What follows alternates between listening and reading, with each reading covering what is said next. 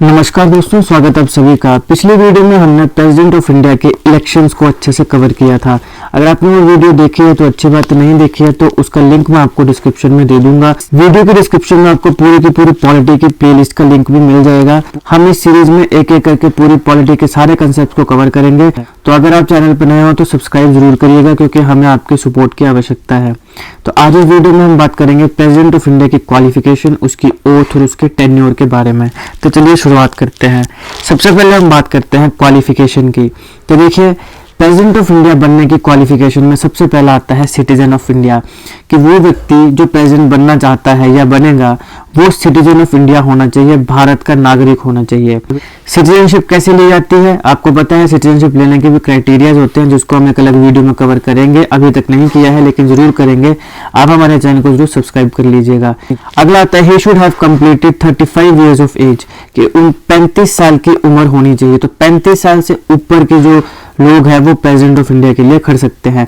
क्या एज है? 35 इयर्स। ये सवाल डायरेक्टली पूछ लिया जाता है कि मिनिमम एज कितनी है प्रेसिडेंट बनने के लिए, तो 35 इयर्स होनी ही चाहिए। उससे ऊपर जो है अगर हो जाती है तो फिर वो प्रेसिडेंट बन सकता है।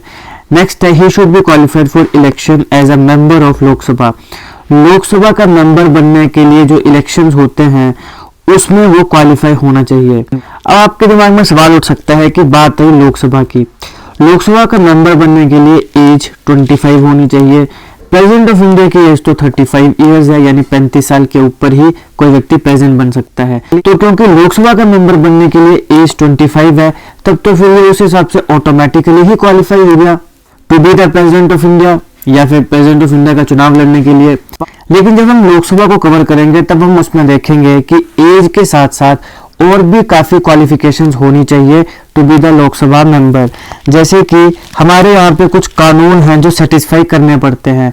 फॉर एग्जांपल, इंडिया में अगर किसी को 2 साल या उससे ज्यादा टाइम के लिए सजा हो जाए तो फिर वो आने वाले 5 से 6 सालों तक इलेक्शन नहीं लड़ सकता है लोकसभा का। तो इस प्रकार के और भी काफी क्राइटेरियाज होते हैं। तो जब प्रेसिडेंट बनने के लिए जब हम बोलते हैं कि he should be qualified for election as a member of the Lok Sabha, तो वहां पे सिर्फ एज नहीं आएगी, एज के साथ साथ और भी बहुत फैक्टर्स आएंगे। क्या क्या फैक्टर्स होंगे वो हम देखेंगे जब हम लोकसभा को कवर करेंगे, क्योंकि उसी में हम देखेंगे कि मेंबर ऑफ पार्लियामेंट बनने के लिए क्या क्या क्वालिफिकेशंस होती हैं। तो अभी आपने ध्यान रखना है कि सबसे पहले तो सिटीजन ऑफ इंडिया होना चाहिए। दूसरा नंबर है कि 35 इयर्स ऑफ एज होनी चाहिए, और he should be qualified for election as a member of Lok Sabha. Lok Sabha का मेंबर बनने के लिए उसके जो इलेक्शन होते हैं उसमें लड़ने के लिए वो क्वालिफाई होना चाहिए।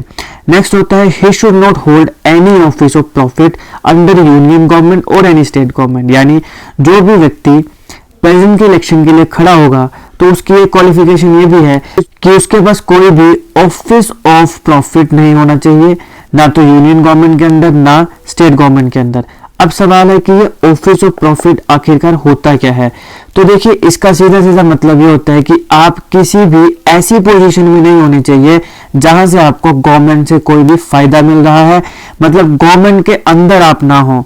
जैसे आप अगर मान लो गवर्नमेंट में कोई जॉब करते हैं, कोई गवर्नमेंट जॉब है, आपको वहां से पैसा आ रहा है, ठीक है ना, आप गवर्नमेंट से पैसा ले रहे हैं, तो ये ऑफिस ऑफ प्रॉफिट हो गया। हम जब बोलते हैं ही should not hold any office of profit under union government और स्टेट गवर्नमेंट, यानी वो यूनियन गवर्नमेंट और स्टेट गवर्नमेंट में किसी ऐसी पोजीशन में नहीं होना चाहिए जहां से उसको गवर्नमेंट से कोई फायदा मिल रहा है। मतलब किसी भी प्रकार के गवर्नमेंट के अंदर वो नहीं होना चाहिए।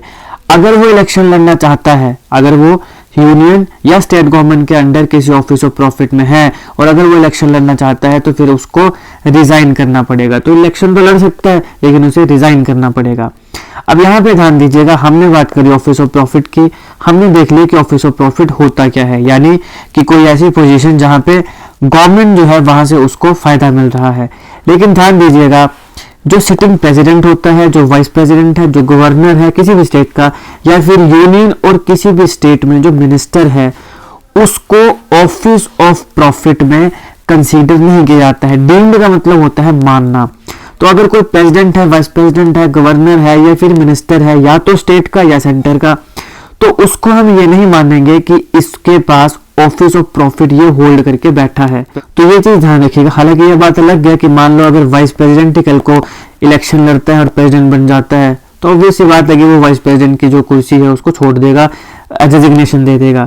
लेकिन चाहे वो सिटिंग प्रेसिडेंट है, चाहे वाइस प्रेसिडेंट है, चाहे गवर्नर है किसी भी स्टेट का, या फिर यूनियन या स्टेट का मिनिस्टर है, उसको ये नहीं माना जाएगा कि उसने ऑफिस ऑफ प्रॉफिट को होल्ड किया है, इसलिए वो क्वालिफाइड है प्रेसिडेंशियल कैंडिडेट का, यानी वो चुनाव लड़ सकता है। तो यहाँ पे ऑफिस ऑफ प्रॉफिट में कुछ एक्सेप्शन आती हैं जिनको आपने ध्यान रखना है। President, vice president, governor of any state और मिनिस्टर ऑफ यूनियन और स्टेट। देखिए, अब हमने पिछली वीडियो में प्रेसिडेंट ऑफ इंडिया के इलेक्शंस को कवर किया था, जिसमें हमने देखा था प्रोपोर्शनल रिप्रेजेंटेशन क्या होती है। एक अलग वीडियो में मैंने आपको सिंगल ट्रांसफरेबल वोट को भी समझाया है। हमने देखा वोट वैल्यू कैसे निकलती है एमएलए की और एमपी की, और इस प्रकार से जितने भी इलेक्शन से रिलेटेड कंसेप्ट थे वो हमने कवर किए थे। लेकिन किसी भी व्यक्ति को प्रेसिडेंट ऑफ इंडिया के इलेक्शंस में खड़े होने के लिए 2-3 चीजों की जरूरत होती है। एक तो हो गया, हमने तो देखा था इलेक्शन। क्वालिफिकेशन में कुछ चीजों की जरूरत है, जैसे प्रपोजर्स, फिर सेकेंडर्स और सिक्योरिटी डिपॉजिट। अब प्रपोजर क्या होगा? प्रपोजर यानी किसी ने प्रपोज किया, यानी ये बता रहा है कि हम ये चाहते हैं कि ये जो व्यक्ति है ये अगला भारत का राष्ट्रपति बने, प्रेसिडेंट ऑफ इंडिया बने। ये होता है प्रपोजर, यानी प्रपोजर जो प्रपोज करेगा, जो बोलेगा कि हम ये चाहते हैं कि अगला भारत का राष्ट्रपति, प्रेसिडेंट ऑफ इंडिया ये व्यक्ति बने। फिर आते हैं सेकेंडर्स। सेकेंडर जो होंगे वो होंगे जो प्रपोजर्स का साथ देंगे। वो कहेंगे कि हम प्रपोजर्स के साथ हैं। जैसे आपने रैली में सुना होगा ना कि एक होता है नेता, फिर उसके बाकी आते हैं सपोर्टर्स। फिर वो जो सपोर्टर्स होते हैं वो नारे देते हैं, जैसे नेताजी आप संघर्ष करो, हम आपके साथ हैं, नेताजी आप आगे बढ़िए, हम आपके साथ हैं। ये होते हैं सेकेंडर्स। मतलब आसान भाषा में अगर आपने मतलब समझने के लिए आपको आसानी हो जाए, इसलिए प्रपोजर यानी वो कहेगा कि भैया मैं ये चाहता हूं कि ये व्यक्ति जो है ये राष्ट्रपति बने। सेकेंडर बोलेगा प्रपोजर को कि तू आगे बढ़, हम तुम्हारे साथ हैं, तू आगे बढ़, मैं तेरे साथ हूं। तो सेकेंडर जो है वो प्रपोजर्स का साथ देते हैं, उनकी जो प्रपोज किया होता है उन्होंने उसका समर्थन करते हैं। इसके साथ आता है सिक्योरिटी डिपॉजिट। तो कुछ ना कुछ पैसा जो है वो डिपॉजिट करना पड़ता है चुनाव लड़ने से पहले। अब है कि कितने प्रपोजर, कितने सेकेंडर और कितना सिक्योरिटी डिपॉजिट। तो स्टार्टिंग में presidential and vice presidential elections act of 1952 आया। इसके तहत प्रपोजर्स का नंबर होना चाहिए 10, सेकेंडर्स का नंबर भी होना चाहिए 10 और सिक्योरिटी डिपॉजिट होनी चाहिए 2500। तो 10 प्रपोजर्स हैं, यानी 10 लोगों ने कहा कि हम चाहते हैं कि फलाना बंदा जो है ये प्रेसिडेंट ऑफ इंडिया बना। 10 सेकेंडर्स जिन्होंने कहा कि प्रपोजर्स जी आप आगे बढ़िए, हम तुम्हारे साथ हैं, और वो जो व्यक्ति है उसने 2500 रुपया जो है वो सिक्योरिटी डिपॉजिट में डिपॉजिट कर दिया एज ए सिक्योरिटी डिपॉजिट, तो वो चुनाव लड़ सकता है। लेकिन ये था until 1997। अब 1997 में presidential and vice presidential elections act of 1952 में होती है अमेंडमेंट। अमेंडमेंट हुई, उस अमेंडमेंट में प्रपोजर्स का, सेकेंडर्स का और जो सिक्योरिटी डिपॉजिट था उन तीनों को बढ़ा दिया गया। तो प्रपोजर्स का नंबर कर दिया गया 50, सेकेंडर्स का नंबर भी कर दिया गया 50 और सिक्योरिटी डिपॉजिट कर दी गई 15,000।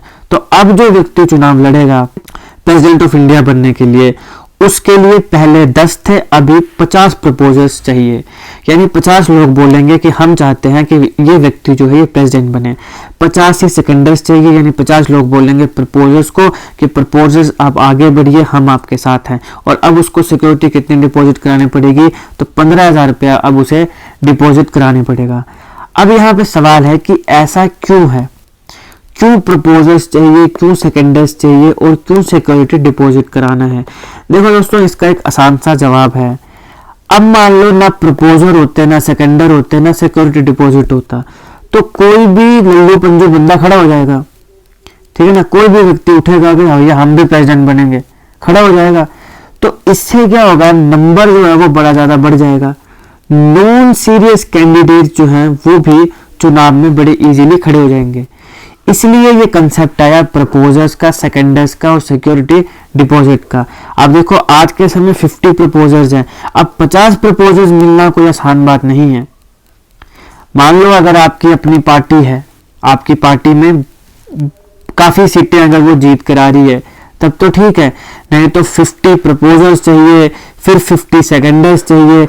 अब सिक्योरिटी डिपॉजिट तो चलो कोई बात नहीं, चाहे 2,500 हो चाहे 15,000 हो, पॉलिटिशियन को कोई इतना फर्क पड़ता नहीं है, मतलब आप सब जानते हैं।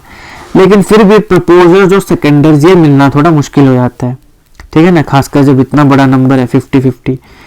तो ये कारण है कि जो नॉन सीरियस कैंडिडेट्स होते हैं उन्हें बाहर निकालने के लिए कि वो पहले इलेक्शन तक आए ना, पहले हाथ अपने जोड़ लें, इसलिए कंसेप्ट आया प्रपोजल, सेकेंडर्स और सिक्योरिटी डिपॉजिट का। तो ये आपने ध्यान रखना है, और ये मैंने आपको पहले बिफोर 1997 और आफ्टर 1997 दोनों का बताया, ताकि अगर आपको इन दोनों में से कोई भी क्वेश्चन आए तो आप उसको सॉल्व कर सकें, और आप ये भी बता सकें कि 50 प्रपोजल 50 सेकेंडर ये किस अमेंडमेंट एक्ट के तहत हुए। तो ये जो presidential and vice presidential election act of 1952 में अमेंडमेंट हुई इन द ईयर ऑफ 1997, तब इन नंबर्स को इंक्रीज किया गया, 10 से 50 प्रपोजल कर दिए गए, 10 से 50 सेकेंडर कर दिए गए, और सिक्योरिटी डिपॉजिट 15,000 कर दी गई। अब हम बात करते हैं ओथ की, शपथ की। आर्टिकल 60 बात करता है प्रेसिडेंट ऑफ इंडिया की ओथ की, शपथ की। इसको कैसे याद रखें, देखिए 60 मतलब 60, 60 मतलब 60, ओथ मतलब शपथ, दोनों में स की साउंड आ रही है, 60 शपथ, 60 शपथ। तो ऐसे आपने ध्यान रखना है। ये एक छोटा सा ट्रिक है, हालांकि मैंने काफ़ी जीके ट्रिक्स बनाए हैं, अगर आप चाहें तो देख सकते हैं, जाइए मेरी प्लेलिस्ट में जीके ट्रिक्स, जो आपको मेरे चैनल में भी मिल जाएगी और आपको मेरी जो डिस्क्रिप्शन है वीडियो की उसमें भी मिल जाएगी, तो आप जाके देख सकते हैं। 100 से ज़्यादा वीडियोस जीके ट्रिक्स आपको वहाँ पे इस पॉइंट ऑफ टाइम तक मिल जाएंगे, और निरंतर मैं ट्रिक्स बनाता रहता हूँ, तो अगर आप चाहें तो देख सकते हैं, आपके प्रिपरेशन को काफ़ी ईजी कर देगा ये। तो ध्यान रखिएगा, ओथ यानी शपथ किस आर्टिकल में होती है, 60 में। तो article 60 talks about the oath of president of India. अब प्रेसिडेंट ऑफ इंडिया ओथ किस चीज के लेता है, to faithfully execute the office, मैं पूरी सत्यनिष्ठा से, एग्जीक्यूट का यहाँ मतलब होता है, जैसे एग्जीक्यूट का मतलब होता है पूरा करना, तो मैं पूरी सत्यनिष्ठा से अपना काम पूरा करूंगा। फिर to preserve, protect and defend the constitution and the law, Bharat का संविधान और भारत का जो कानून है उसे मैं प्रिजर्व करूंगा, प्रोटेक्ट करूंगा, डिफेंड करूंगा। To devote himself to the service and wellbeing of the people of India, मैं भारत के लोगों के लिए अपने आप को डिवोट करूंगा, अपने काम को डिवोट करूंगा उन लोगों की सर्विस में या उन लोगों के वेलबींग में। तो ये तो होगी ओथ की आसान भाषा में कि ओथ वो किस चीज के लेता है। तो to faithfully execute the office, की मैं पूरी सत्यनिष्ठा से जो ऑफिस है उसे एग्जीक्यूट करूंगा। फिर कॉन्स्टिट्यूशन, संविधान और कानून को मैं प्रिजर्व करूंगा, प्रोटेक्ट करूंगा, डिफेंड करूंगा, और अपने आप को मैं डिवोट कर दूंगा अपने भारत के लोगों के वेलबींग और सर्विस में। ये होगी ओथ। लेकिन अब बात है कि ये एडमिनिस्टर कौन कराएगा, यानी प्रेसिडेंट ऑफ इंडिया को ओथ दिलाता कौन है।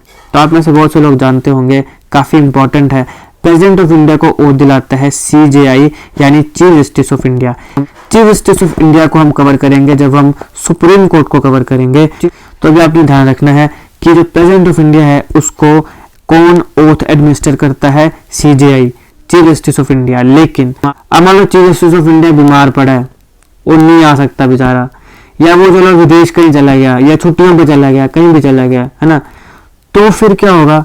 तो अगर चीफ जस्टिस ऑफ इंडिया मौजूद नहीं है तो वहां पे जो सीनियर मोस्ट जज होगा वो ओथ दिलाएगा।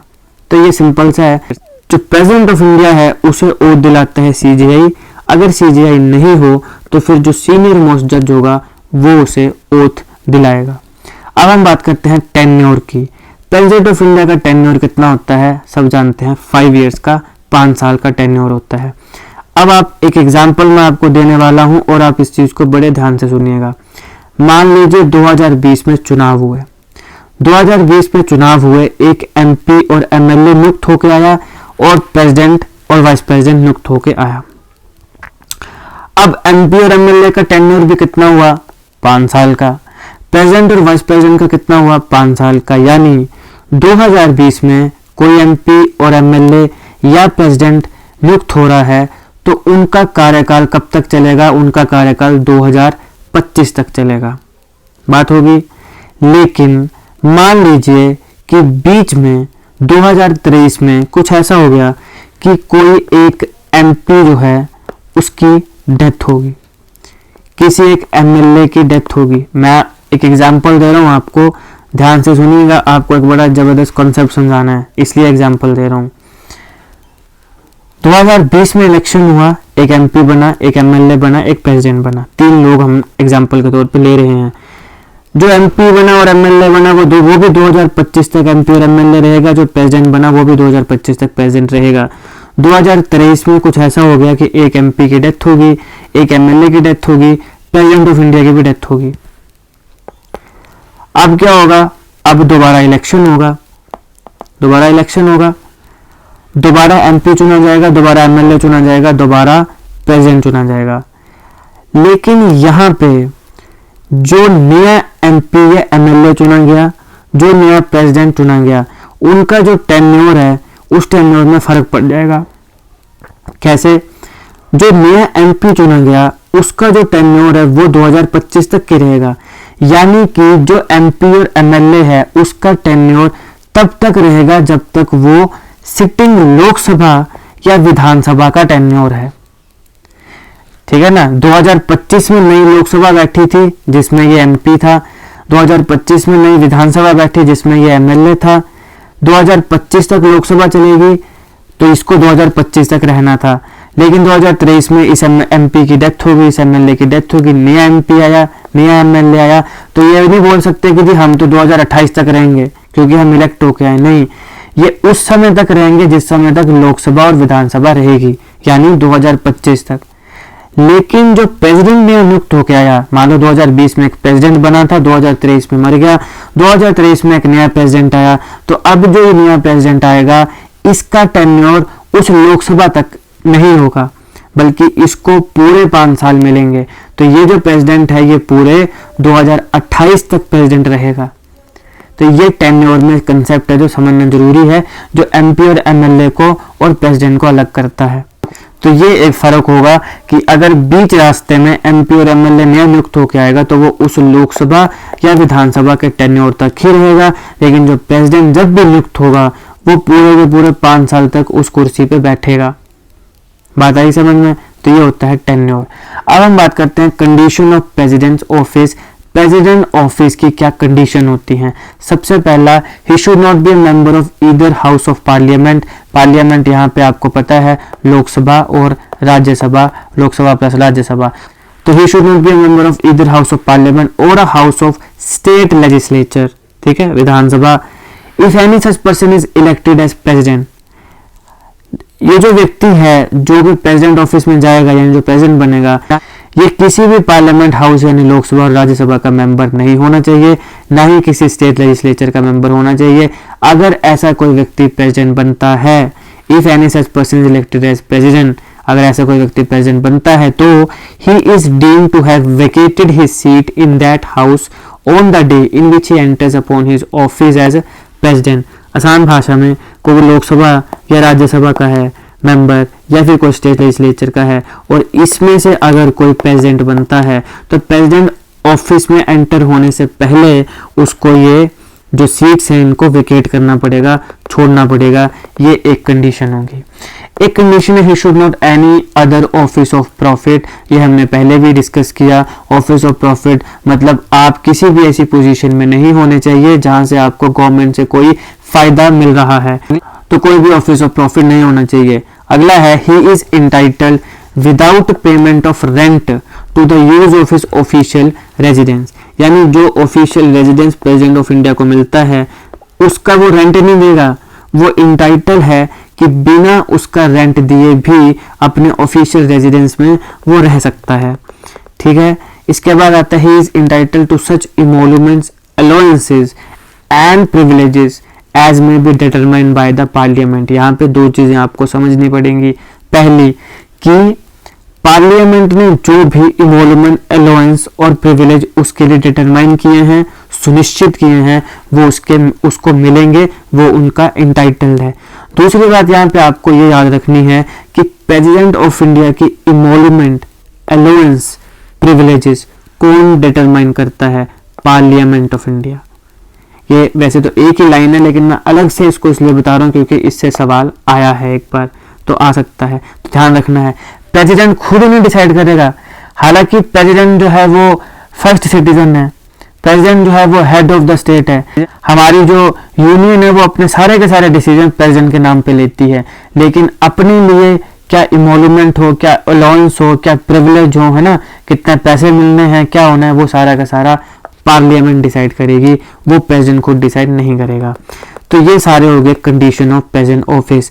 अब इन सब की जरूरत क्या है? जैसे हमने कहा कि बिना रेंट दिए वो इंटाइटल्ड है अपने ऑफिशियल रेजिडेंस में रह सकता है। फिर जितना डिसाइड हो गया कि इतने इमोलूमेंट, अलाउंस और प्रिविलेज उससे मिलेंगे, वो 5 साल के लिए उसको मिलेंगे ही मिलेंगे। क्या कारण है? ताकि प्रेसिडेंट जो है उसको ये डर ना हो कि यार मेरे को घर से ना बाहर निकाल दी जाए, है ना, कि मैंने रेंट नहीं दिया तो घर से निकाल दिया गया, या उसको ये नहीं कि यार मेरे पैसे ना कम हो जाए। ऐसा इसलिए, मतलब इसके पीछे तर्क ये दिया गया कि जब उसको कोई चिंता नहीं होगी कि अब तो 5 साल भैया ना रहने की चिंता है ना पैसे की चिंता है, तो वो क्या करेगा, वो अच्छे से अपना काम, अपनी ड्यूटी परफॉर्म करेगा। ठीक है ना, उसको पता है कि मेरे को बस अपने, मैंने जो ओथ ली है उस हिसाब से मैंने अपना काम करना है, तो वो अच्छे से अपना काम करेगा। उसको रहने का, खाने पीने का, पैसे के कमाई के साधन का उसको कोई चिंता नहीं होगी। और इसके साथ साथ आता है कि his emoluments and allowances can not be diminished during his term of office. जैसे मैंने आपको कहा कि जब 5 साल के लिए नियुक्त हो गया तो जो इमोलूमेंट्स, जो अलाउंसेस उसके लिए डिटरमाइन किए गए हैं पार्लियामेंट के द्वारा, वो उसके टर्म ऑफ ऑफिस में, यानी 5 साल जब तक वो अपने ऑफिस में है तब तक उसको डिमिनिश नहीं किया जाएगा। ऐसा नहीं बोलेगा कि भाई बड़ा हो गया चल अपने रेजिडेंस से बाहर निकल, ऐसा नहीं बोला जाएगा कि भैया अगले महीने हम आपको पैसे नहीं देंगे, ऐसा कभी नहीं हो सकता। यही कारण है कि फिर वो थोड़ा ज्यादा, क्योंकि कानून में, कॉन्स्टिट्यूशन में क्योंकि ये चीजें लिखी हुई हैं, तो उसको पता है कि ये मेरे हाथ से ना तो पैसा जा रहा है जो महीने का आता है, मतलब, और ना ही जो ऑफिशियल रेजिडेंस है वो जा रहा है। तो उससे क्या होगा, वो अच्छे से पारदर्शिता से अपना काम जो है वो कर पाएगा। तो ये था प्रेसिडेंट ऑफिस की कंडीशंस। अगली वीडियो में हम देखेंगे salary and residence of president. President of India को कितना पैसा मिलता है, उसका रेजिडेंस क्या है। एक रेजिडेंस तो उसका है दिल्ली में, हमारे प्रेसिडेंट ऑफ इंडिया का, बाकी 2 उसके पास रिट्रीट्स हैं। कहाँ पे हैं, क्या है, क्या उसकी सिक्योरिटी है, ये सब हम अगली वीडियो में देखेंगे। तो आपको ये वीडियो कैसे लगी हमें कमेंट बॉक्स में जरूर बताइएगा। हम धीरे धीरे पूरी की पूरी पॉलिटिक्स को कवर करेंगे। आपके सहयोग की हमें ज़रूरत है, आवश्यकता है। तो अगर आप हमारा चैनल सब्सक्राइब कर दें तो हमें बड़ा अच्छा लगेगा, मोटिवेशन भी मिलती है। बाकी अगर आपको हमारी वीडियो अच्छी लगी हो तो लाइक करिएगा, शेयर करिएगा, और ऐसे ही के वीडियोज़ के लिए हमारा चैनल सब्सक्राइब करिएगा। Thank you for watching.